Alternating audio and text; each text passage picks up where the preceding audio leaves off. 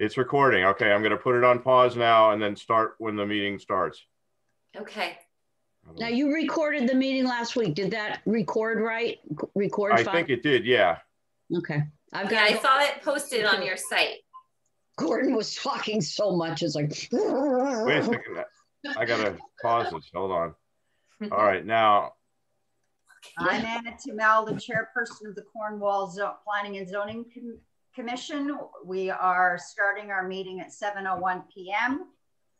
Members present are regular members Phil West, Steve Sicardi, James Laporta, and myself. We have 3 alternates, Christine Gray, Bruce Bennett, and Will Evans. Ex officio member Gordon Ridgway is also here. Anna, you forgot me. Who? Keith Bodwell? Keith. Yeah. Sorry. Keith Bodwell, regular member, also here. And our land use consultant, Janelle Mullen, and our zoning enforcement officer, Karen Nelson. First item on the agenda is approval of minutes.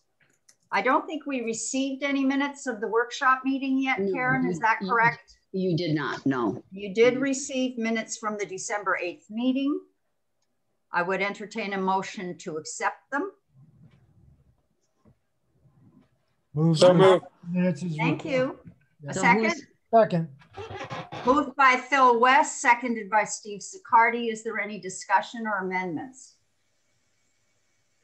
Everybody in favor, raise your hands, except Keith, who says aye. Aye. So that's done. We have no new applications. We may have some correspondence and communication, so I'll turn it over to Karen. Well, I just sent you something that came in from the COG about the 5th Thursday meetings coming up. I just sent it over about a half an hour ago. Haven't opened it yet? Karen, I can always summarize towards the end of the meeting too. It's just pertinent to leadership, training, opportunities for land use commissioners. Yep. So that was it. And really, I have not received anything in regards to this meeting at all. And I have been checking my emails, and I would have had to have it up on the website by now anyway. So I do not have any new communications. Okay then. Do you have anything else in your zoning officer's report? No, I was going to ask a question though. We have that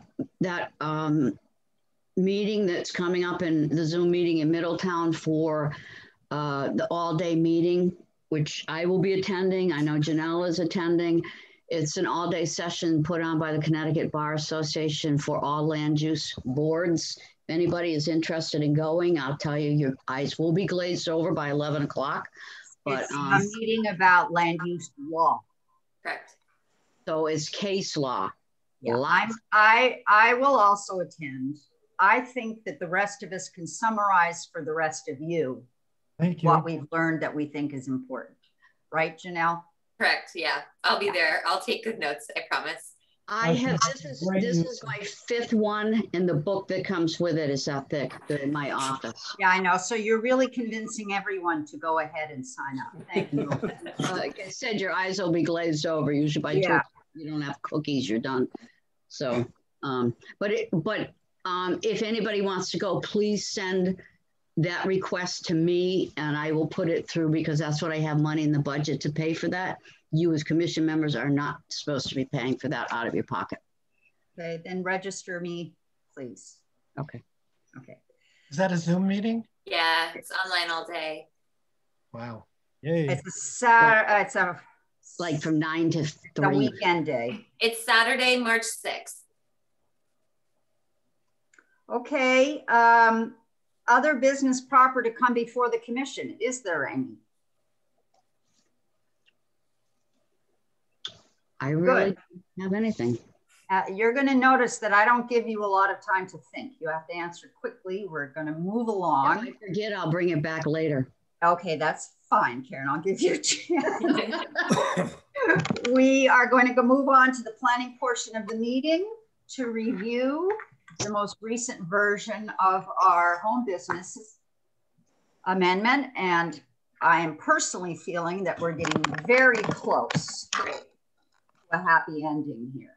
Great. So you're going to share the screen and put it up? Sure. Absolutely.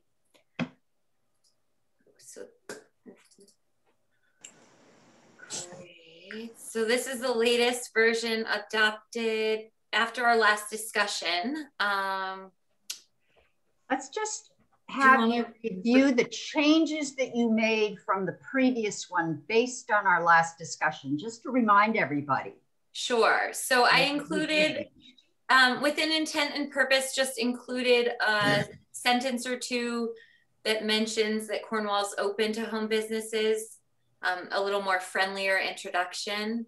And then we got right into the definitions of home office, minor home business, major home business, with the threshold. So how they're limited, how to distinguish between a minor home business versus a major home business. Shall we stop now? Let's just pause right here and see if anybody has any ideas or comments about that part. I want to thank Janelle because this seems much more logical and readable than the last version that we had, especially I think we have everything in order now in terms of, you know, starting with the accessory use and everything going through. There was a couple typos that I wanted to bring up or questions about languaging. I don't know if you want to go over that now or wait later. Well, sure. Is there anything on this page? Yeah. Okay, go ahead. So I was just as a general question, how we asked, we list the numbers twice as both spelling out and then actually numerically. Is that kind of standard practice moving forward, you think? I see it's consistent. It's been my practice as zoning agent. It's unique. It's up to how you prefer to read it. I do it with all numbers. We always use, like for land stuff, we always use written and spelled out. So yeah. I think it's a good idea. I don't know why we do it, but we do clarity. It's good for clarity. Mm-hmm. Great. The next one I had is, I think we have a item 0.3 listed twice. Okay. So it's first on this page, and then on the next page, it's also the next item probably should be a .4, but it's a .3 again. All right, let's move along to that page. Oh, great. Actually, before we're on this.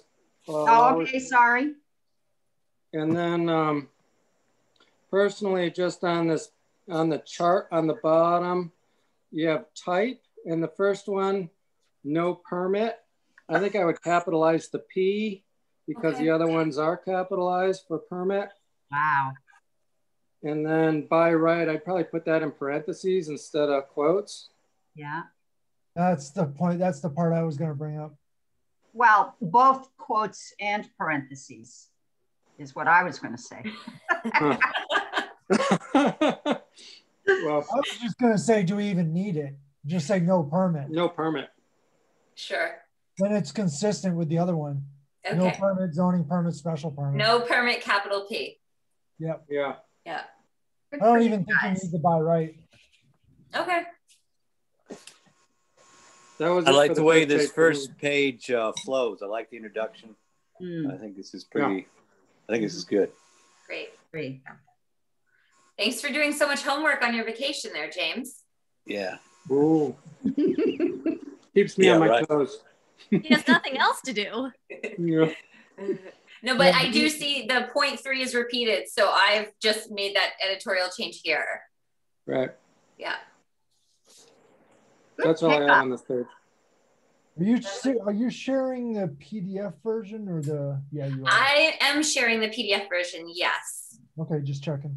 Yeah, that's. Just can't edit that one. No, but I have it right here. All right. In hand with edits. Okay. I'm good with that. Okay, great. Shall we go on to the next page? Yes, please. Okay, sure. So moving right along. So this we combined. So at first it was combined and then it wasn't combined and now we're back to combining again. So this is what's required with the application.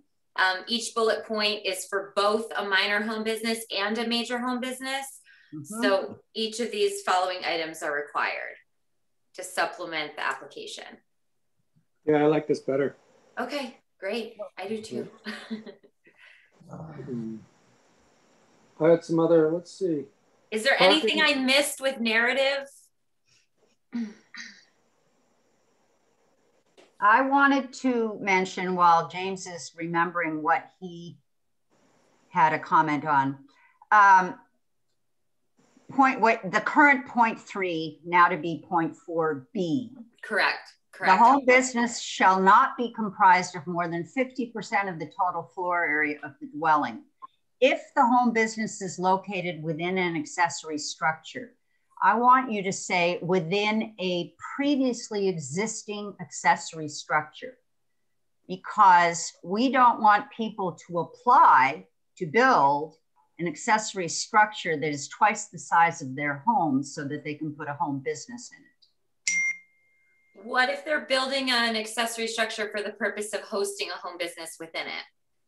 Well, I think we might have discussed, but I'd like to be refreshed in my memory, what we felt about setting size limits on such things. So this is 50% of the total area of the dwelling. Correct. Now, is that, if it's an accessory building, is the dwelling still the house? Correct. So whatever the no matter what, no matter where it's located.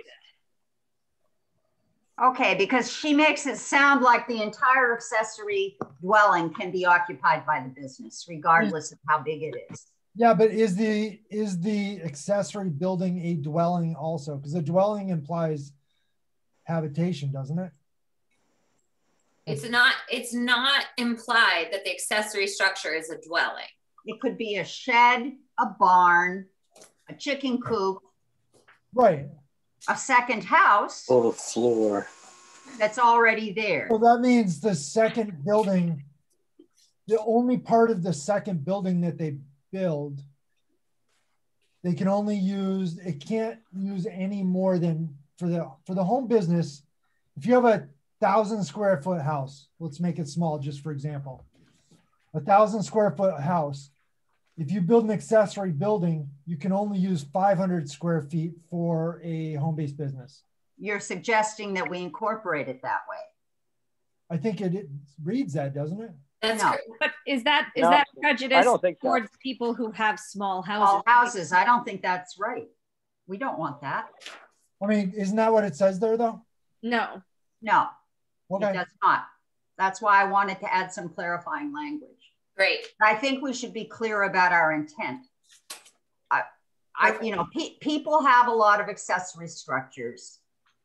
Suppose someone applies to build a barn. They have enough land that they could have an intent to farm. And then they change and decide they want to have a home business in the barn. And the barn is so big that the business could be enormous.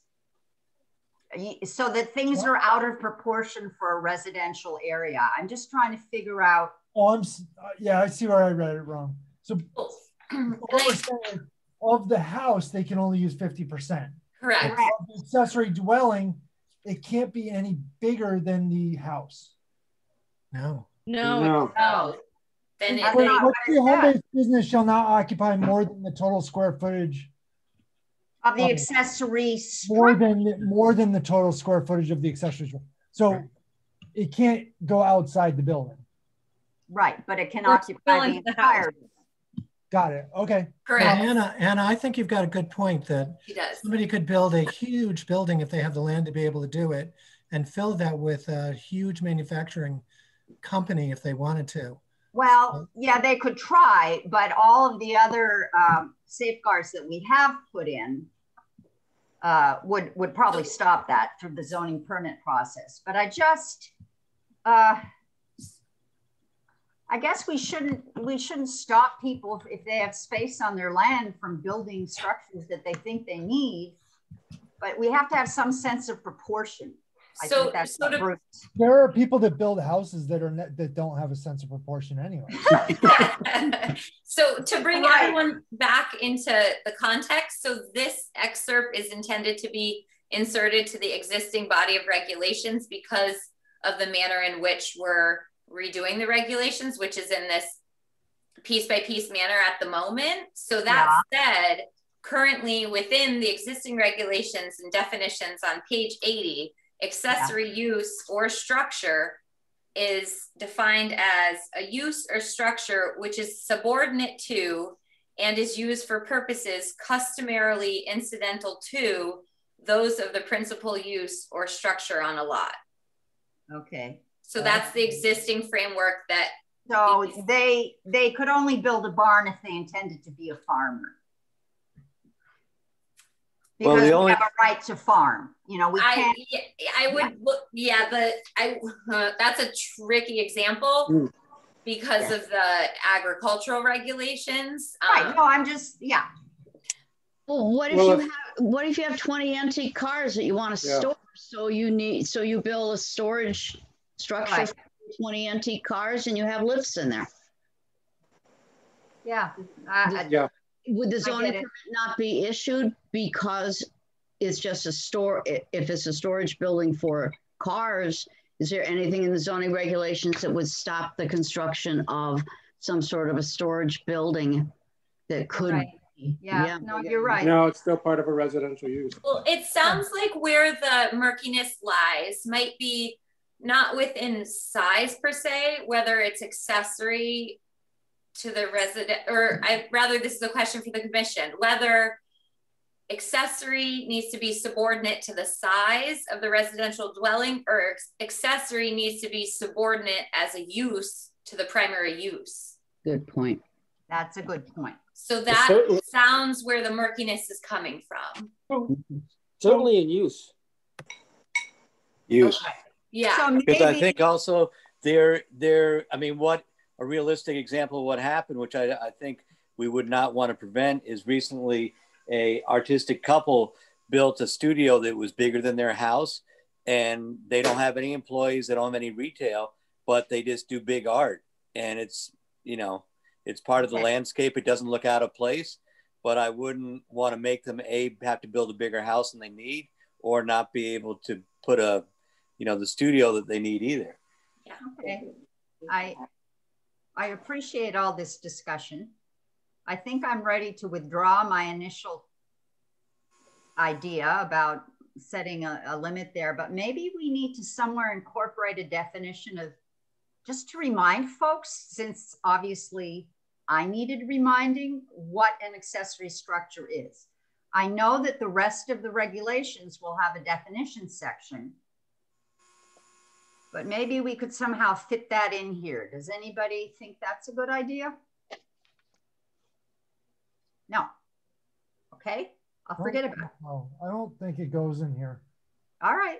I think. Yeah, I don't think we want to bog down with multiple, you know, put things in multiple places and stuff. That's all right. Okay, then. I think, you know, I think the toss up here. So in the example of the artists, right? And they don't have any employees. That's the home base. That's almost that's almost like the lowest category, right? A minor. What's it? Yeah. I mean, wouldn't they classify as a minor? Yes, pursuant to the definition. Yeah. Right. Yeah. So, you know, if whether it's their hobby or their, like on the backside of Cream Hill, there's a barn that's, you know, at least half is, probably 3/4 the size of the house. That's an artist studio, right? Yeah. There's lots of artist studios around. Oh yes. But it's a you know, the barns that go with the farmhouses are 12 times the size of the house, and they don't look out of place.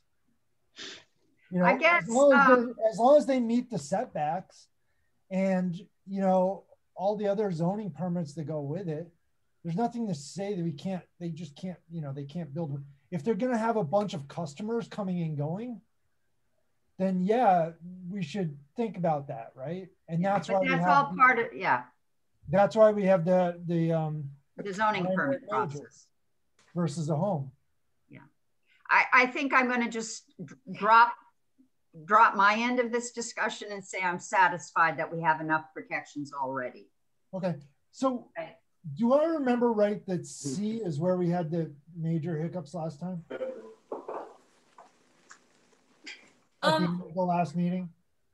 We did talk about whether we got into it for a while about parking, and just C is pretty straightforward, where any of the parking related to the residential use and any accessory uses have to be on site. That's pretty standard. Okay, maybe it wasn't there. I think you're thinking about our argument about how many parking spaces to allow. Yeah. And we did in the end go with a more conservative number. Okay. The only other thing in D, is that going to be 5.4B? 5.3B? Oh, thank you for that. So you want the Well, that's where you're referencing, right? In letter D, you reference 5.3B. Yeah. I'm just looking. It's right. Yes. So you're right. I intend that to be 3 points. I just didn't want you to, I want you to circle it so you don't miss it when you. Yeah, no, thank you for that. I might even take that out and just say as noted in application requirements. Okay. To make it more simple and straightforward and user-friendly. Okay. I have a couple comments on number C still, going back to the parking. Yeah, please. Let's see. Parking shall be within designated course. It shall be noted that off-street parking is not permitted on local roads. Right. But does that mean state roads as well? But I wasn't going to speak as the state jurisdiction because we're the local jurisdiction. I would just think parking is not permitted off-site. Sure. Yeah. Parking, that is so much simpler. I like that. And then vehicles that enter the property must be able to properly maneuver. I think maybe just say turnaround shall be provided. Something like that. Seems like that last sentence could maybe be, we don't have to spell out a K-turn. Mm-hmm. Is that supposed to be off-street parking, or is this supposed to be off-site parking is not permitted? That's my question. Well, we should change it so off-site parking is not permitted. Right. That's perfectly simple. Yeah, that's great. In other words, you can't ask your neighbor to park your cars for your business on somebody else's property. Yeah, like, hey, you have a big field. We're gonna park there for yoga class. Yeah. Yeah. Unless it's on a farm. Farms are different. So James, you prefer that last sentence to be vehicles that enter the property must, or turnaround area shall be provided such that vehicles can pull out or something like that.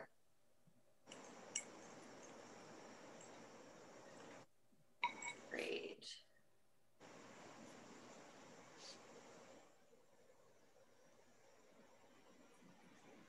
Got it.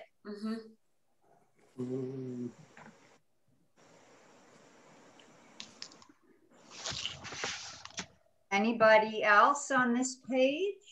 I do want to make note that as the regulations are written today that are currently effective, the home business signage is 2 feet, I do believe. So we are allowing an increase, just so everyone's aware. Yeah. Yeah. And 4 square feet is still pretty small. Yeah. True. I have one comment on E regarding the refuse. Yeah. You might want to give consideration to the problem bears in the area. I mean, if you look at like California, they do require things like bear box or to be latched by some type of mechanism. Yeah, I didn't want to get too specific just because of what the enforcement entails, but I thought this could cover it. if that makes sense. Yeah, I think that's fine. I just want to raise that as a Yeah. consideration. Most people in Cornwall have learned the hard way to put their garbage someplace out of their sight and smell. It doesn't really matter because they ripped through a wooden door anyway. I had a bear lift up the handle on my garage when my automatic door opener wasn't working. He lifted the garage door up. Yeah. Mine's ripped the wooden door off my shed three times. Broken the board. Yeah. Or the latches. So we're not, I don't think we need to go there. No. I think that's fair.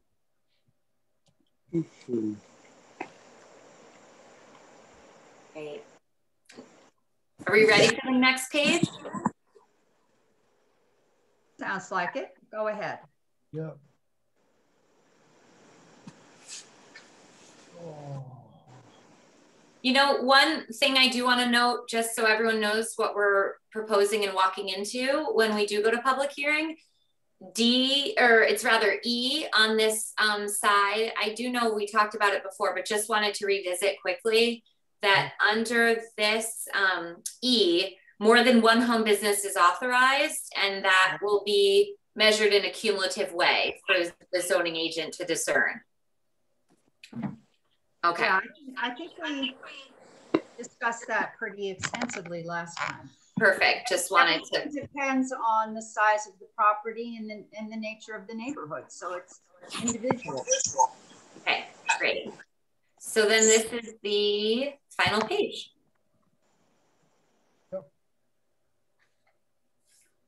I have to say, I really like the approval criteria and the conditions of approval. Particularly because it will allow commissioners who come after us to have a better idea of what our intentions were. Let's see, I had a question about, I think before we had 10,000 square feet for, and obviously everybody was like, that's a lot of square footage. And I see you backed it back to 2,000 square feet. Is everybody comfortable with that number? Sure. Do we think that's a? Yes, that seems reasonable. Do you think it's too small? Do you want it bigger? I don't know.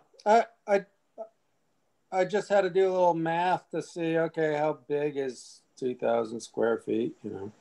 Yeah. And I think it's a lot better than 10, and I think I wouldn't go smaller than 2, so I'm okay with it. I just want to make sure I know. That's 45 by 45, so. Yeah. It's if you do a 10 by 20 foot parking space, it's 10 parking spaces. Yeah, that's what I was thinking, like 10 cars kind of. And yeah. And I think that's, I'm good with that. I just know it was kind of an arbitrary number before, and if we go to public hearing, they might question where we're coming up with that, but I think it's a good number. I suspect there may be people who have a need for more than that, and we'll get some experience as we start reviewing applications, and we can leave this open to change in the future. Yeah.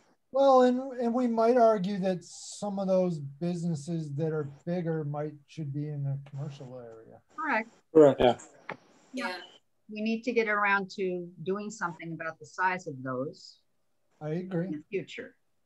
Well, there's a couple interesting pieces under approval for criteria. If the nature and extent of the use shall not hinder or discourage the use of neighboring properties, would if there was small properties next to each other where houses were close, would a 2,000 square foot storage building be more, how do I want to discourage the use of neighboring properties for residential uses? So as long as you have something in there that you have some discretion when it comes to lots that different setups of residential houses in close proximity or very far apart where it's not going to matter. Yeah, I was gonna say the opposite might be true, where you own 100 acres, a 10,000 square foot building wouldn't be massive on 100 acres where, you know. But we're not talking about a building here, right? We're talking about outside. Yeah. Outside of storage. Mm. You know, piles of mulch, piles of sand. So Dump here's the trucks. question. Is a container an outside storage? Yes. I would think so, yes. Just checking. Do we want to put that as a percentage of lot area? Lot coverage. Lot coverage? I mean, I'd say that's basically 5%, just under 5% of a 1 acre lot. So in dimensional requirements, lot coverage gets talked about.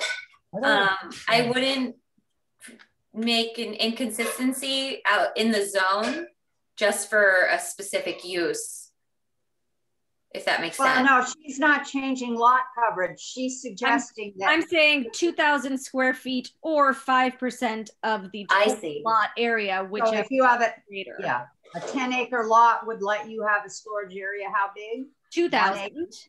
Yeah. But a half acre lot would let you have a storage area of 1,000. What if you have 100 acres? It's capping it at 2,000. And if you have a smaller lot, you can only Oh, have I see. 10%. That's always going to be a problem, and I think it just seems could be altered by extenuating circumstances. I think if at a public hearing we explain how many cars that is, that's going to help. That'll be the way to go around that, and say this is outside storage. It's 2,000 square feet. It's what do we decide, 10 cars? Roughly 10 car spaces. That's like 10 cars worth of storage. Most of us can picture it. Right. And, you know, there will be this whole zoning permit process again with these approval criteria that we talked about. We will have the right to limit outside storage under circumstances where we feel it's impinging on the neighbors. So there's a lot of flexibility for us to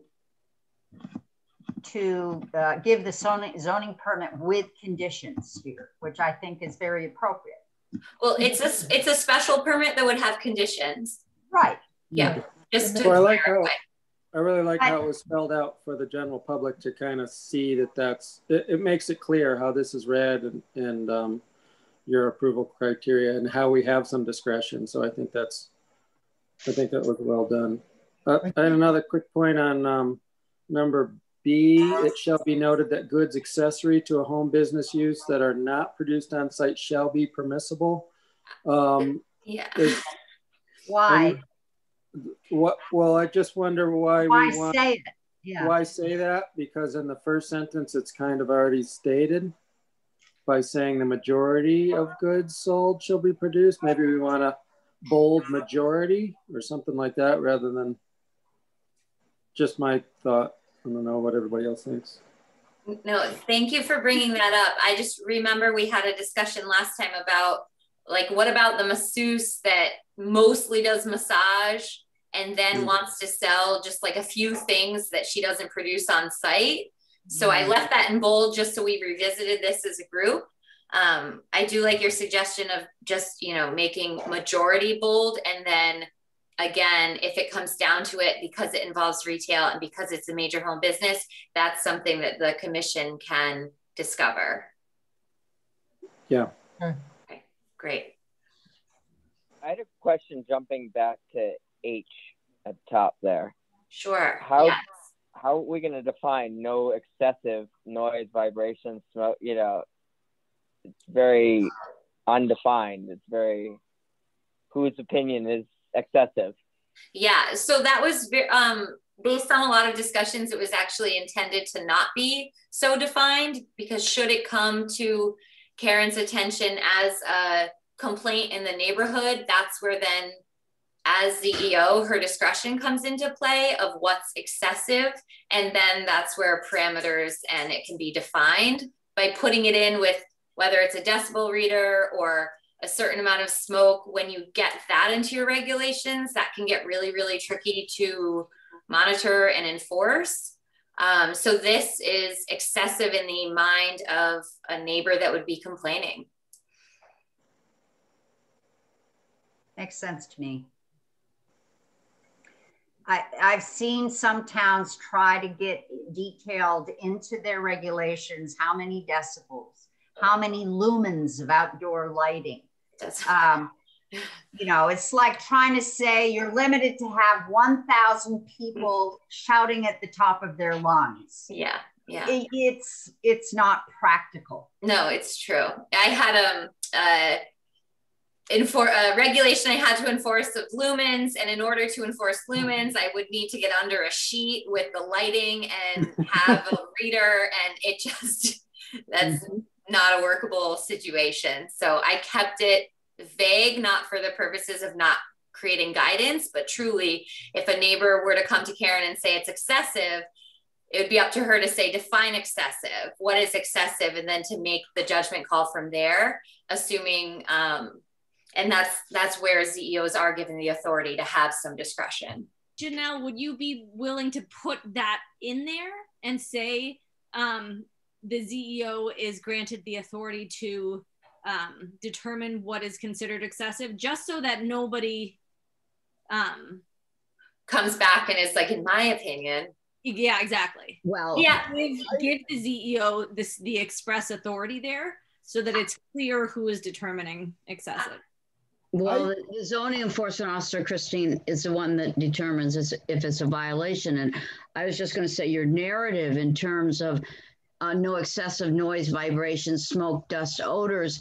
If you have a really solid narrative and you understand what is going on in that home-based business, for instance, if they're saying that they're going to be using big saws or something like that, which that zingy noise, you're going to be able to pick up from pretty much the use as to whether that is going to create excessive noise, vibration, smoke, dust, or I'm trying to prevent you from being accosted by people who may be unreasonable. Well, well, there's statutes for that. I know how to do that. Yeah. It was a nice offer. I mean, it just points to something I've been contending, and we are going to get back to doing a little more public education about land use regulations and their enforcement. Yeah. Yeah. And just back to Christine's point too, and I know this is a greater conversation that hopefully we'll touch upon this evening, but in the overall organization and the rewrite, administration and enforcement will be flushed out. So it becomes very clear to user, commissioner, staff, anyone picking up the zoning regulations, just when and how the commission and the CEO has the standing and the enforcement ability, and how they're given that discretion and how that comes through the state statutes. So a lot of that will be a part of the bigger rewrite with specific Connecticut general statutes that one could reference if they ever wanted to question it. So Janelle, what do we have? One more page? This is our last page. We're getting there. What's after this? This is just like my little prepared by Janelle Mullen. Okay. We're getting there. On the upper right, let's see. There was something about to improve, just some more typo stuff. Additional conditions or safeguards under conditions of approval. Yep. Or safeguards may be deemed necessary to protect and promote property values, protect the area's environmental resources. Yeah. I would get rid of the next two and just say improve neighborhood capability, compatibility. And get rid of the last two and promote best practice for site designs, because you use two in some places and not in others. Okay, so get rid of two, get rid of two. I see where you're saying. Right, the sentence English I think. Major, James? No, for some reason I'm just a critic. That's what Sarah says. No, it's good. It's good. You're good at it. I was going to say, I'm glad we have people that are good at English, because my engineering mind doesn't work that way. That's for sure. Well, we sure need you, and we have to read maps and look at numbers. Keith. Yeah, thanks for the numbers, though. So, James, you prefer that it reads additional conditions or safeguards may be deemed necessary to protect and promote property values, to protect Not to, just protect areas of environmental resources, There's a improve comment neighborhood there, so you don't quality, need to. and promote best practice for the site design. Great, got it, excellent. And then there's something else down here. What did I say? Other and other, it's twice in a row. I'm sorry. That is, where did I read that? It's in regulations of the number design and location. Access ways, other site plan features. Yeah, like the 5th bullet down or something. 1, 2, 3. Yes, 4. yes, got it. Got it, thanks. Regulation of the number, design, and location of the access ways. What should that say? Others and other? And other, no comma. Should I say site access ways? I was confused what we're getting at on that one. So that's, I didn't want to say driveway because people are creative with how they access their property. So I wanted to say how people access their property. So access ways, but I could say site access ways.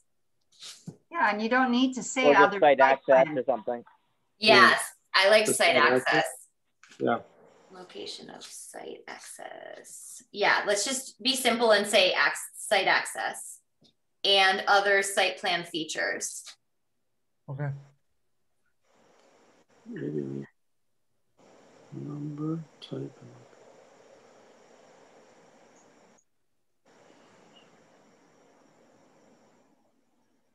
Should that say regulations or regulation of the number?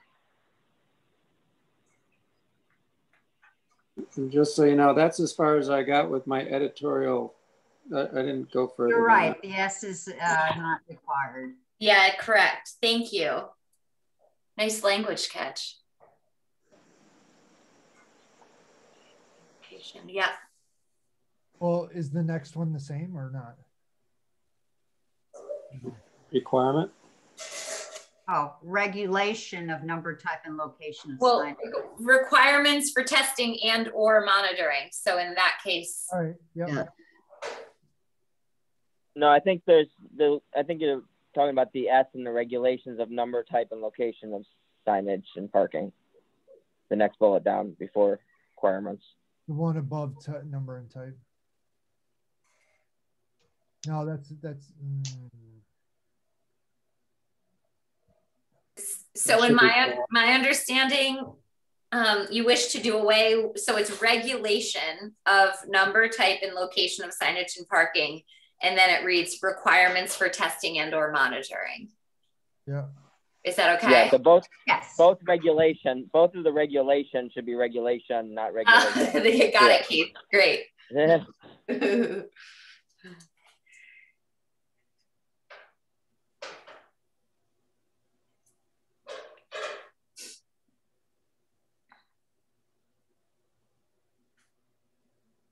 Well, if I can comment, I think that the way this is all written out is really incredible. And as I look at it as just a Cornwall property owner, I think that we've addressed a lot of the concerns that people had at the initial presentation of this.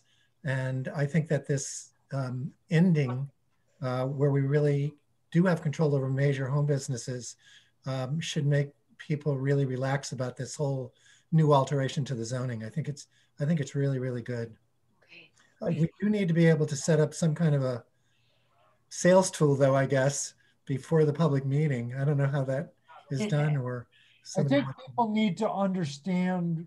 I think we're going to have to educate a little bit on how a special permit happens. Right. And because I think people will read special permit and be like, oh, so you just fill out a different piece of paper, right? Oh, we go into a fair amount of detail about the site plan and the narrative. You know, the whole all the special permit requirements are laid out here. Yeah, my take on what you're saying is that once people read these regulations, people like Annie Kosciuszko and Dave Goldberg are not going to have the concerns that they did before. Right. Yep. That's true. I'm very confident. I think Dave will understand, but I think some people, I think it'll gloss over. I think that we should just have a quick bullet point on how, or be prepared to. I think we'll answer the questions as they come. Yeah, I think we should be prepared to explain a little bit about how a special. All right. Okay. Well, maybe we can ask Janelle to have that part of her recommendation on the new regulations, to have the special permit piece available to put up on the screen. Yeah, I was thinking, I mean, yeah, at the public hearing, when we go over and say, here's our presentation, when Janelle actually presents, or whoever does, and say, this is what we're coming at, that, as I understand it from Phil, that would be the time just to say, we've basically got these 3 categories. A is a pass, B, we've got, you know, a certain criteria, and number C is a special permit, which requires them to come before the board and blah, blah, blah, blah, blah, present their case, and that the special permit might be limited according to the applicable, you know, what the criteria is. But I think as a 30-second spiel to say at the public hearing, to explain what a special permit is probably going to save a lot of questions at the end. All right, I'm making a note of it, and we'll do it. Yeah. And as a part of you should get this out well ahead of any public hearing. And I think there should be something put in the Chronicle, the month of that, and because I mean, you sort of got beat up the last time through, and you don't need that to happen again. And I think by taking a little time and getting an article in the Chronicle, because that's part of the constant thing. And now that everybody's information sources are so diffuse, people won't know what happened. And then you leap from, I didn't know about this, to you trying to rush this through. And I think if you take time and maybe look at an April public hearing and have something that gives you, you know, time for Janelle or Anna to meet with somebody at the Chronicle, say this is a big thing, and give an opportunity to put an article in there. And these are how you've addressed the concerns that were raised last time. This is something that's been going on for a long time. This makes it more logical, and then you win. But I think there has to be an effort to get it out there. And again, this proposed regulation should be out on the website probably a month before the hearing. Yeah, because I think that's a big thing of how are you presenting it. You're not rushing it through. You're giving plenty of time for people to digest it. There's going to be talk on chat sites and blah, blah, blah, blah, that even before the hearing starts, people's opinions will be forming. So you sort of get ahead of that, you know? Yeah. So that's all about the perception of it. Correct. And again, you have the best intentions, but somebody says, well, then you can have an auto body shop in your backyard. I mean, that's not what you're saying. Okay. All right, that's all good advice. You know, I just looked it up. The deadline for the March Chronicle is February 15th. We might even be able to do something before then. But is there anybody else besides me who feels that we're ready to set it for a public hearing? but not before April. Yeah. No, but for April, I agree with that. April 13th is the date of our meeting in April. Could we first, though, before we talk about that anymore, just finish up the paragraph on prohibited home business, because I did have something to ask about that. Yeah. And my question about that paragraph is why small engine repair is excluded. I don't really understand. I understand about, you know, people who want to set up a garage for automobiles, it might be, but lawnmower repair, I've heard a lot of complaints in Cornwall about how there's nobody available to deal with those issues. I had the same question, Anna. I didn't understand why that was eliminated as well. Again, you're making people leave town for a service that everybody uses. I don't know. I'd be in favor of taking that out. Yeah, great. It's been a holdover, I think, from previous editions of stuff, and that's why it's still in there. It's actually and if you don't mind backing up to point A, I just don't understand that as a sentence. Should there be a period? A home business shall include a permissible use. So the periods after the parentheses. And what do we mean by a home business shall include? Is that, I just don't get it as a requirement. So all permissible uses are listed in the way the regs are written now in Article 3. Yeah, I mean, it's kind of superfluous. It just permissible use is a permissible use. A home business is a permissible use. It can't be a non-permissible use. Correct? Is it? Is it necessary to have that statement? No, I don't think so. Oh, good. Then I don't have to go get my book. Because you can't approve a home business if it violates your regulations. Exactly. I think it's redundant. I just think I was trying to be very clear. Yeah. Well, and it adds another layer of confusion for people who have to then access the regulation and look it up. Yeah, yeah. So then we can ditch that. We can just take away A. Okay, great.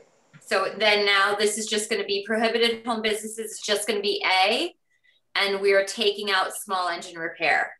Okay. Restaurants, bars.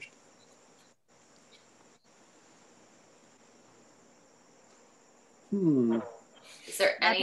Don't forget, everybody. We're talking about the businesses that we know are not going to fit well in a residential zone. Got it. People can have restaurants, bars, cafes, kennels in other commercial areas. Right. So if the little guild, which is trying to relocate, do they have to be in a commercial zone? Yep. By this. Because there's hardly any land that they would probably be able to fit into in a commercial zone, because they're looking at like 3 to 5 acres because they want to be able to exercise their pets. Well, does that qualify as a kennel? I don't know. What is it? I just want to make sure.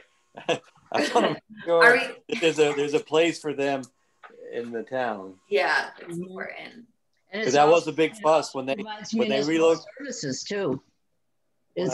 Sort of, but their primary thing is, again, there's a big fuss when they opened up where they are now, but they were up by Mohawk to start, and then they opened up, and that was a fuss. But now they're a fixture in the town, and we all appreciate them tremendously. And if they have to grow, they should. I mean, they're talking about if they do expand, they're going to put up a barn to do veterinary, a clinic and stuff.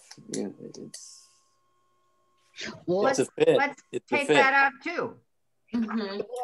I had the same question about the animal training facility. What is an animal training facility? A small one could fit in fine on a big property in a residential area. Well, right now, as the regulations are written, commercial kennels and veterinary hospitals are allowed in R5. Okay. As long as they're allowed somewhere, that's all I care about. Place.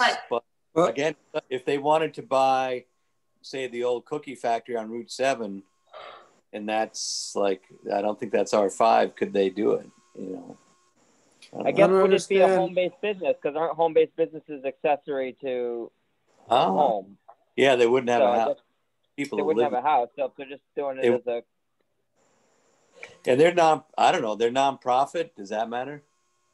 They're a charitable organization. Well, let's just say that they're grandfathered in at the moment. Well, let's go back to the fact that this is one part of the regulations, and I don't think it excludes the fact that there's need for other regulations, which has come up time and time again. Right. That things like whether it's a plan development district or whatever, that there are some uses you're not going to fit in unless you have a provision in your regulations to deal with something unique. And Little Guild is unique. Some of your campgrounds. Would Trinity Retreat be allowed in a residential zone? Where would that fit? And some of these things. So you're going to have to face the fact that you can only put so much into this without making room in the regulations for some of the things that might be essential to the orderly development of the town, which are not going to fit. Not a home business, I'll give you that. Well, you know, there are people who babysit dogs and cats, and sometimes they grow that into a very big business. But if they had enough land, if they had 100 acres, would we want to stop them from having some outdoor dog runs and babysitting animals as a home-based business? I don't think so. Or, you know, they want to train a hunting dog or two, and, you know, that's a home, would that be a home-based business? And so, but it would be prohibited by our regulation with animal training facilities. So, I mean, again, it should be, the limitations need to be discussed as part of the special permit process rather than outright banned. Good point. So here's the question. What if we took out, because I think just because of the nature of the number of people coming and going, I think restaurants, bars, cafes, and other eating and drinking places fits. It's just limit it to that. Well, I also can understand potentially, and now, you know, places like Hall's Garage come into mind, automotive repair. That's not within the jurisdiction of the Planning and Zoning Commission. Oh, okay. That's ZBA. So that's why that statute's in there. Huh? How did that come about? That's like 1986 stuff. And it makes little to no sense. If there's a ZBA in town, that falls within their jurisdiction. Okay. It's so just moving forward, like Phil's suggesting, if somebody else wanted to have an establishment like that, would we prohibit it? It goes to the ZBA. It wouldn't go to the Planning and Zoning Commission. How about, I think it, well, that depends on what, is that because of state statutes or just because of what? Yeah, so that statute is referenced here, 1454. It's odd, and it's very odd, but current case law, it's all automotive repair. It is located by the ZBA. So it's just the automotive repair, though. It's not kennels. Just automotive, not animals. And I think, Janelle, you had an instance in the past as in another town that a kennel or something was trouble. Was that something? Yes. It was a German Shepherd. It was breeding essentially. And so first there was one dog, then there became 3 dogs, but there's animal control. So always like remember the lane that you're in is planning and zoning. There's usually another instrument to find enforcement, but I wouldn't always rely on it as the only layer. I definitely, if you want to touch upon it, I touch upon it. Kennels right now are allowed in R5 within the current regulations. What about animal training facilities? It's not even considered as a use. So what if we just put a period after kennels? Get rid of or animal control facilities. Okay. And then change, and then say something different about automotive repair, which is automotive, like capital automotive repair is subject to the ZBA pursuant, blah, blah, blah, rather than just having it in parentheses. No, I think you have to be really careful about expanding this. You know, this is what I think one of the features that made me feel really good about the way these controls were. Well, I think the only thing on this page is animal control. Start pulling that stuff out of it. I think that's going to give people concern again. I really think it should stay the way it is. I feel strongly about that. About kennels? Yeah, about kennels. About barring kennels as a home-based business. You know, because what is an animal training facility? You end up with 50 dogs and people training on the weekends, and the dogs are barking, and a lot of guns going off. Yeah. You know, I think it's we need to be able to have these controls. I think this is one of the things that would make people feel comfortable about. But control and outright banning it are 2 different things, I guess. And that's what my concern is what, you know, by putting it in here in this paragraph, we're outright banning it. As opposed to making it go through a special permit where it has to meet all the other requirements of noise and where we say, okay, you can, but you were limited to so many breeding animals or so many dogs, given the land that you have and the way you have configured it.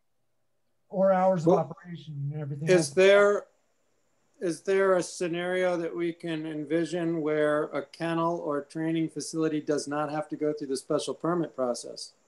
Never. Because if they're not having other people come in more than such and such a time, right? It doesn't meet the requirement for a major home business. It doesn't say how many dogs they could have. Well, we could add it into that paragraph and just say that a kennel or an animal training facility is considered a major home business and must go through the zoning permit. So what if the things that some of us want to take out of B as outright not permitted, and that we want to consider and say those are considered major home businesses because they are. Right. So maybe since we're getting rid of A, changing B to A, we make a new B and say these are all considered major home businesses due to the nature of the business. And must go through zoning permit. And must go through special permit. You're suggesting that restaurants, bars, and cafes are no, okay. No. They're banned outright. Not allowed. They're banned outright in commercial, in residential. I'm just saying kennels, animal training facilities, and small engine repair. Small engine repair. All engine repair. All must go through considered major home businesses by default. Right. Regardless of how many people you have coming, regardless of all the other categories. They're just considered major home businesses. And must have a zoning permit. And must have special permit. So I think that's a great idea. I think that's a good way to do it. I agree. I do too. I like that. Just for organizational sake, does it make sense to add a B here where it says prohibited home businesses as the header, or? No, it should probably be up above instead of what's this last one, 6? B. Number 5. So is it C or is it? My quick thought is just it'd be 0.4C, specific provisions for major home business, and then it will say C, and it will list all of the so it would say I think that makes sense. 4C. Great. 4C. So then it will say small engine repair, kennels, animal training facilities. Yep. Are all considered. They're all considered major home businesses. Great. And the only other thing is I would change the organization a little bit around automotive repair to make it really clear that this is beyond our control. Yeah, sure. Mm-hmm. I'll make that a separate sentence. Mm-hmm. Yep. As far as the major home businesses, is there anything else that should fall into this C now that says small engine repairs, kennels, animal training facilities? Is there any other use that we can think of as accessory? I just want to remind everyone, because the regulations are written in a permissive manner, anything that is mute or isn't mentioned in the regulations is implied to be not allowed. So that's tricky. It'll be allowed. True. Under the other categories. I think that this is going to be a bucket for us if we have another sawmill incident. Right? Does this need to say anything about sawmills? No, I think that's covered by the excessive noise, vibration, dust, odor, and like if you then that they have to prove that. Great. Right? If down the road, you know, I don't even know what it is, but if there's something else, I think this is a place that we revisit and say this has to have a special permit. Great. Well, I don't want to pop your bubble there, Phil, but a sawmill, Karen, correct me if I'm wrong. It has agricultural. Is it not an agricultural activity? All right, bad example. I'm sorry. But so another example would be if somebody, say, if they wanted to start a landscaping business on their grandparents' property, they don't live there. Could they do that as a home occupation with the grandparents living there? Or if somebody wanted to have a surveyor's office in the barn at the grandparents' place, would yes, because we're allowing tenants to run the business if the owner seeks the permit and the owner agrees. The grandparents have to seek the permit. Right. So that's all good. I just want to make sure. I mean, those are the likely things that have come up where people say, I want to do this, but how does that work? As long as somebody's Karen, do you have something to say, or? Yeah, I'm gonna, you know, the reason we got back into the special permit piece as opposed to straight site plan, and Janelle, you can, where we were going, where we felt that this could be done through site plan approval and now back to special permit. I think the biggest piece of educating anybody and townspeople about special permits is to take the personality out, the grandmother, the grandfather, the person doing it or whatever, because that's why there's so much push to get away from special permits. If commission members and the public do not realize that when you look at something like compatibility with the neighborhood and whatever, it's not the person that is standing in front of you. And I think that with everything that is going on in zoning and all the state legislature about social justice and things like that, it's really important that the commission advocate that these special permits and these regulations are meant to give equity and be protective of all people, the ones seeking the special permit and the public at large. And I think that it's a big issue because it is coming up in a lot of other towns where it's being talked about. But we'll be on guard for any hints that people are thinking that way. I mean, we do refer to the owner. It's the owner of the property who puts in the application. It doesn't matter if they're a grandparent or a businessman who has bought up property in Cornwall. The owner seeks the permit. The use goes with the land. And I think that I think everybody in trying to educate anybody about this whole process has to remind people that you're not going to get back into the personality piece. I'm not going to allow that to happen. I'm not going to allow that to happen at any meeting. There shouldn't be, we shouldn't even be discussing it. That's not part of, exactly. This isn't about personalities. Right. I'm not saying, I'm simply saying that's why we couldn't move forward with site plan because of the discretionary piece of special permits. Mm-hmm. Okay.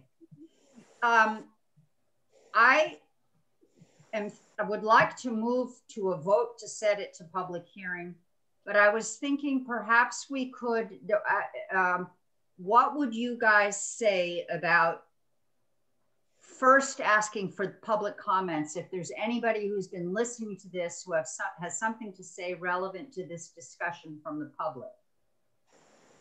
Is there anybody here? Joanne is here. Any public comment? Do you guys agree that we move the agenda so that we can insert public comment right now? Is anybody opposed to that? Not opposed. Okay, not opposed. So, Joanne, you've hung in there. This is your chance to unmute yourself and make any comments you feel about our discussion tonight. Thank you for asking. I don't have anything to add right now. Okay, then. Thank you.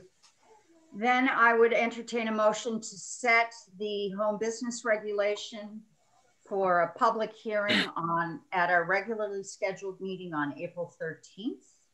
So moved. Oh, that's Hunter's birthday. I'll second. Keith moved, seconded by Phil. All in favor, raise your hands. Okay, it's done. My God, it's done. Good job. Hey, I did have a question. And it's only 11 past 8. 9. Question on the bigger picture of stuff. Yeah. So this is sort of locked in and going to be moving forward. Two things. One, Gordon, would this warrant maybe a mention in the selectmen's letter once we have it up on the website? Sure. Yeah, I think. Yeah, I think it's significant. And again, you know, we're all. Some things are different. Some things are changed. But you know, one thing I'm thinking as an elected official, you know, there's probably 10% of the people in town right now haven't been here for more than a year. So it's easy to get ahead of yourself. We've all talked and we all agree. We all understand it, but people have no idea what's going on. And that's one of our challenges, is try to make it accessible, make it understandable. So yeah, no, we're good. We'll put it in there. I think it's gonna be a major event. And again, it shows flexibility and creativity in meeting people's concerns. So the other did good work. The other question I had was, what is sort of our game plan for the rest of the regulations? Are we going to keep going chunk by chunk? Are we going to look at the big picture again? I'm so glad you asked. I want to say one quick thing before we get into that, just about the upcoming Chronicle opportunity.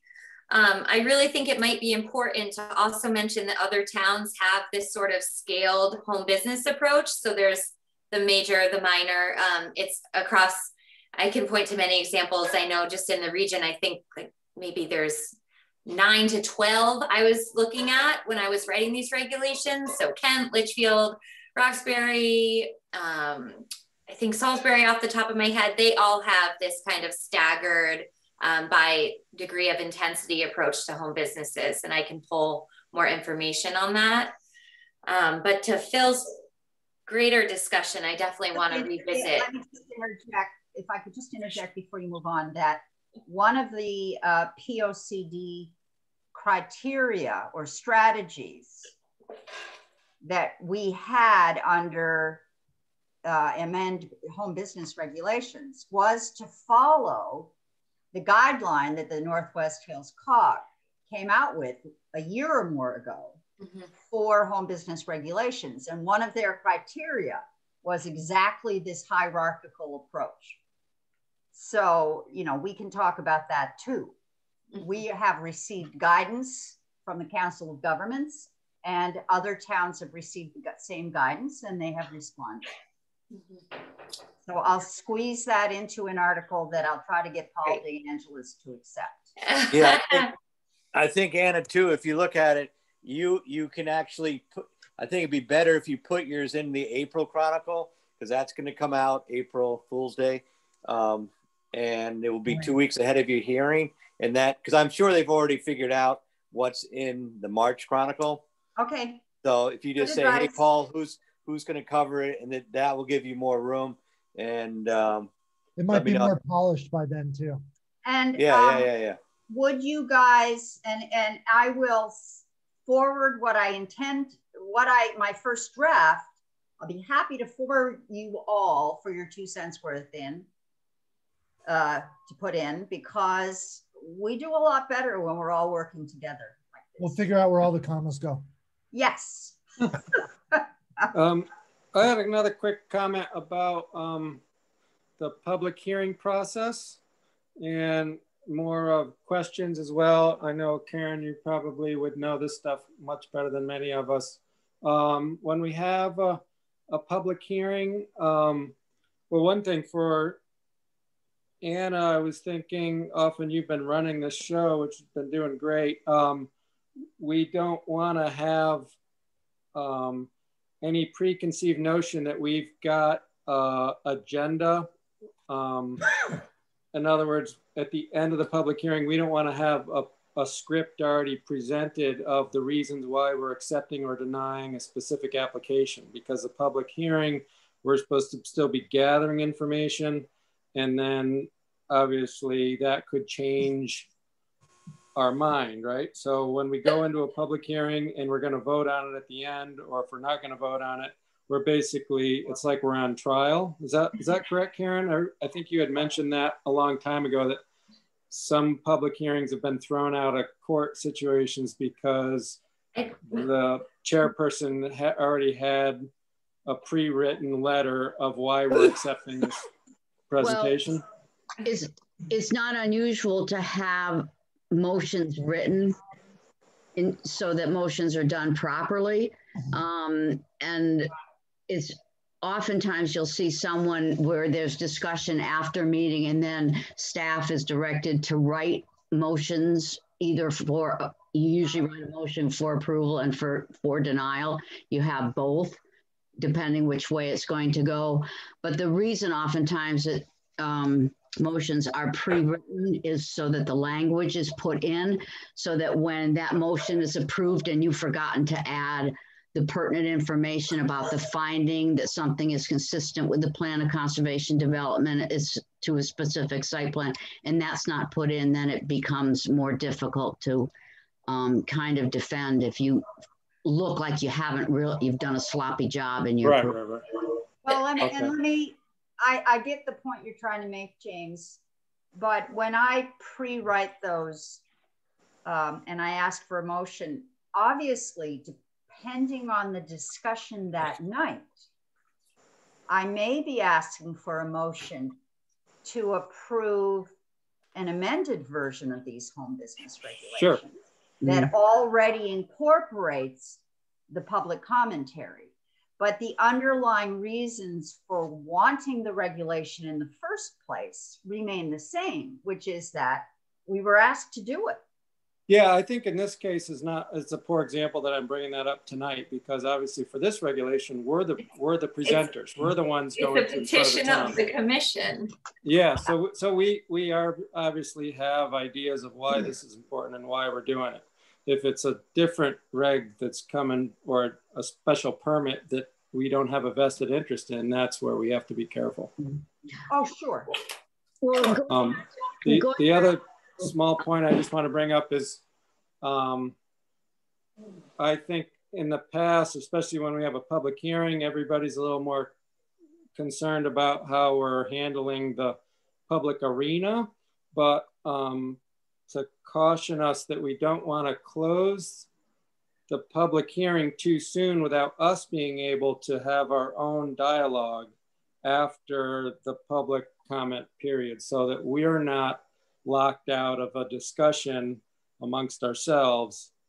So that, because after the public hearing's closed, we're not supposed to, you know, it's kind of game over for us. I made that mistake the first time. I know I did. And it was because I didn't understand that if I closed the hearing, that I'd stop us from discussing it too. We all made the mistake. I'm not blaming you, that was all of us. I just wanted the public to not have to keep going. I thought we had heard enough from the public. I'm with you. Yeah, I'm sorry. I should have known better as well. So, but that's something that we won't. Again. Yeah.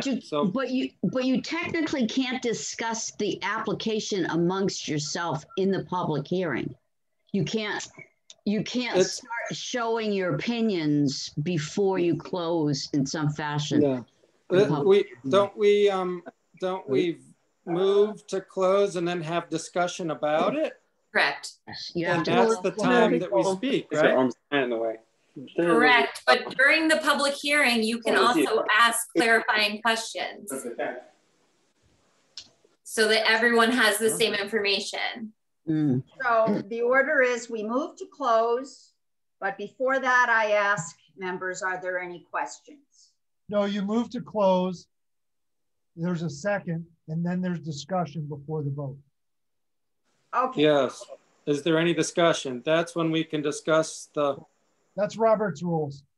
That's whether you're going to close the hearing, not about the application. Is So it you're discussing whether to close, because you might have two people that don't want to close the hearing that are going to go nay to closing the hearing.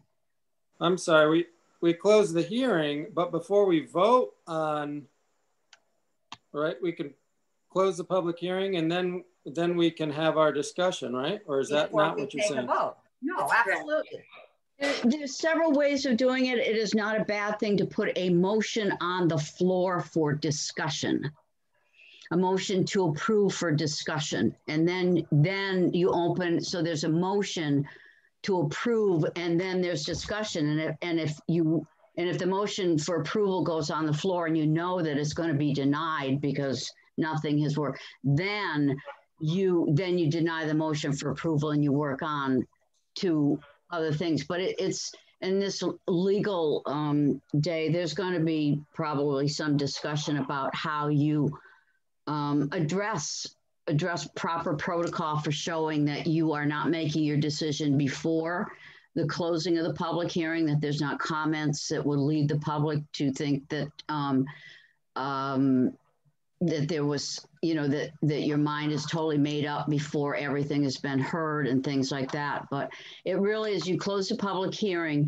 And I'm going to go back to Anna in terms of, it might be a good idea, and we kind of talked about this for this public hearing for this kind of amendment, is to bring up at the beginning of the hearing, even before you open the floor, some of the things that is going to be in compliance with, why you're doing it. So at the end, that is consistent with what they're going to hear in the motion. They're going to hear the same thing that you said at the beginning, and it's going to comply with the motion that satisfies this, telling the audience. But I did all that last time. I'll do it again. I'll make it brief. Yeah. But I think I understand the order of doing things now. No, maybe I am still confused. What if we need to not close the public hearing, but continue it yet again? So that's a different kind of motion. Exactly. And then we have discussion of that motion after it's been seconded, and then we vote on it. You might have people that wouldn't agree. You might call for a motion to close, and you might have two people that'll make the motion and to close it. And you might have three commission members that really don't want it closed, and they're going to go against it. Yeah. And then we have to have a discussion. We have to settle that among ourselves and figure out what we're going to do. Yeah. Okay. There's something that went wrong last time. We had. Well, I think also it's in my recollection of going through a lot of public hearings that the whole Zoom environment is somewhat different than our old days of people sitting in the town hall, and that everybody's sort of in this group chat situation. And I just thought when we used to do it, people would go up and make a statement. They've been asked anybody who's in, people speaking in favor or people speaking against. So they would make a statement. And I think what happened last time was there was a lot of back and forth between the commission or the staff and the people talking, which again, I don't think that's the way things. We're not supposed to do that. So it's really right. It's not like a debate between the commission and the speakers. There's we are there to listen. Hearing. You're there to listen. Yes. You're not there to be interrogated or to interrogate or whatever. I mean, you can ask clarifying questions if you don't understand what somebody just said, but it's not supposed to be a big discussion back and forth, because then things go off the rails. Exactly. Yeah. Yeah. And then the only reason a lot of that last time. The only reason we wouldn't close the public hearing is if we feel like there's more to be asked. Correct. Right. Mm-hmm. More information. Yeah. More information. Like more information on this, and then, if we still think that the whatever it is that we're presenting isn't done because we need to make some changes, then we would vote to not pursue it, right? Well, we'll vote to continue the public hearing so we can bring a new. So that would be to get more information. Amendments. If we have all the information, we close the public hearing, but we say, hey, there's a lot of changes we need to make. Right. we would vote on it and just and have it fail. Right. And then present a new one next That's time. what we did last time. Right. Right. And the only reason to continue a public hearing is that if we've been listening for hours and there are still people who haven't had a turn to comment and everybody's exhausted, then we continue the hearing to hear more evidence.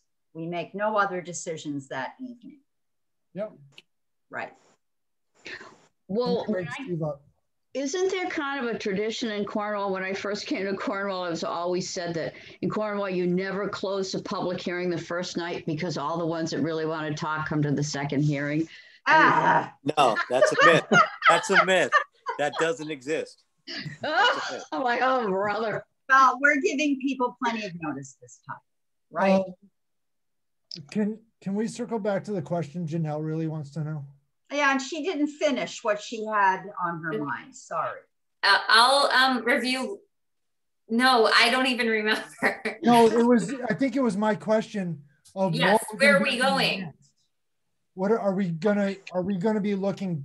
Are we gonna try and circle back to doing the whole thing, and having it fit the format that we have for this new piece, these new pieces, or are we going to be keep continuing on to do sort of piecemeal of the rest of the regulations? That's my question for everyone. Well, do we have some we actually asked this last time, and I asked everybody to send Janelle what their priority regulatory changes were. And I didn't even do it myself. I presume nobody else did. Right, Janelle? Not correct, yes. I personally think that we're going to be it's going to be easier for us if we get it all, if we basically take the regulations that we have today, reformat it so that it fits in with the way we're doing these past two regulations that were, well, the one we did and the one we're trying to do. Get it into a format that we can read more clearly, and we're not trying to marry the two together. Past that, and then work on pieces that we need to continue working on. I think we need to get a clean, fresh, well-formatted document, and then we need to go back and pick out the pieces we want to work on next. I'd agree, and unless we have some other low-hanging fruit or things that we think are more timely that we really need to get on the docket, which aren't coming to mind for myself right now. I'm just saying, I mean, these two regulations we thought were very important in a timely manner, and I'm glad that we're doing them. Totally agree. Now, but I also think it's a good exercise for us to present in the format that we want the rest of the document to be. Get people. I would, my vote would be to go ahead and take your advice, Phil. Okay. And Steve is having a nap, so we don't know what he thinks. Yeah. I just wish we were in the town hall so we could all get up quietly and leave without him there. Poor guy. This is being recorded. He is just overworked, you know? But now, so now I have another question. You know, I have usually kept our meetings to an hour. This one is going an hour and a half, and I'm soon going to ask for a motion to adjourn. Yes. Can you tolerate having some extra planning meetings so we can finish the regulations? I'd prefer not to, unless we have some other business that we need to start focusing on. It seems like right now we can kind of focus on planning at the moment, or we were on able to tonight. Yeah, we were able to tonight. So maybe.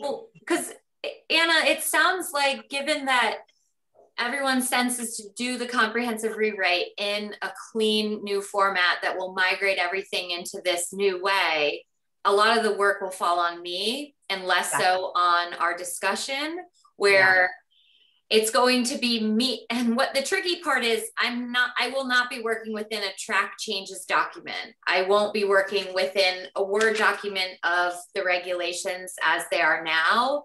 It'll be, the substance will just migrate into a different document altogether. And things are going to be in a different order if that's something that the commission is on board with. Well, we already went through the whole thing. Exactly. Yeah. Yeah. So if you give us that new document, I think that will go along quite smoothly. Great, great. And I will make note as I'm going through all of it of some things that can be easily tidied just because they're statutory. So there'll be some new uses is the first thing I can think of that are required in residential zones because of state statute that aren't written into the regulations now. And that's just an easy bring them more into compliance with some case law. Okay. Yep. And I'll be really clear about anything that's being altered. Because there will be some things that I'll be carrying over that won't be my words, but I'll be taking from the past. And I think when we go through the public hearing for that document, that will bring up some of the work that we need to do. People will be like, why can we do this? And we'll be like, that's the way the regulations are now. We'll take it under advisement to work on that next. But what we're trying to do now is to put it all into a format that works, that we can address these. All right. I would also ask Janelle, is it possible to, I know obviously we're going to have a lot of changes moving forward, but to not incorporate those in this reformatting process? Not include our changes? Our current changes, yes, but if you have opinions about what you think our new regulations ought to be tweaked to maybe highlight them or something, but not make any. In other words, let's see our original regs. Let's not edit them at this point. Yeah, yeah. That was my understanding. But as we go through, we'll be making our own mental notes about parts that we think need to be amended based on the POCD. Definitions, I will definitely be adding things to, and I'll make it very clear what I'm adding, because there's they're at the end now, and they'll be up front, and there'll be a lot more of them. We went through them. You Good did with that. a lot of work already. Mm-hmm. Yeah. Like if it's a new section, I can see doing that. But if it's as far as the actual regulations currently, then that's what we want to keep the same. Yeah, not touching. Okay. All right. Our next meeting is March 9th. And I can tell from the deadening silence when I asked the question, and that a majority of you do not want to have special planning meetings and get moving ahead. So we'll try to have very succinct and business-like zoning meetings so we can move on to our planning portion. Not that much is happening in the zoning field and the permit field right now, is it? Is there, Karen? And no, there's a lot more questions about as opposed to action right now. So, yeah. All right. Can I just ask a quick question, Janelle? One thing that I found incredibly useful over the years was a use chart. Yeah, I need one. And I think that also a use chart that's given out as a draft to commission members. And when you start to look at a use chart, and then you start looking for things that you would assume that are in the regulations, and you don't realize they're not there until you have a use chart. I found it incredibly helpful, especially with new uses and with new things that we're thinking about, like fences and all these and things that we wouldn't have thought of were even going to be discussed 10 or 15 years ago. Is that something we should ask Janelle to share with us then before we begin this new process? Yeah, I think it's a good point to discuss, because they're going to go, what do you mean? Yeah. Don't we have these uses already? Yeah. It focuses people on what you're missing in what you really need to address in the future by having a directed part. Yeah. So, Madam Chair, for next meeting, my thought is to bring forth the proposed regulations in this new format as far as I can get through, because I need to revisit them. It's been a little while. And then to bring forth a use table that is based upon the regulations as they're written today. So everyone can take a look at some uses that are still in the regs today. Okay, that Great. sounds fine. Appreciate Perfect. it very much. I would And accept. Can we also see the regs for the public hearing that we just went over, the business regs? The final version of that before He they're going to wants go? to recheck your changes. Of course, yeah. I really. Please. I don't think we ought to see him for the first time at the public meeting. Oh, no. Yeah. There may be some typos yet, so we can deal with that by email. So home business update and the new adoption of the regs in their comprehensive form with not a lot of changes, just reformatting. Right. Great. Please, somebody, a motion to adjourn. So move. Thank you, Second. Phil. James, second. All in favor, raise your hands. Steve. Good job, Steve. Jake looks exhausted. Steve needs to go to bed. And I do too. Thank you. Thanks, everybody. Thanks, everyone. Good day, everybody. Yeah. Yeah. Which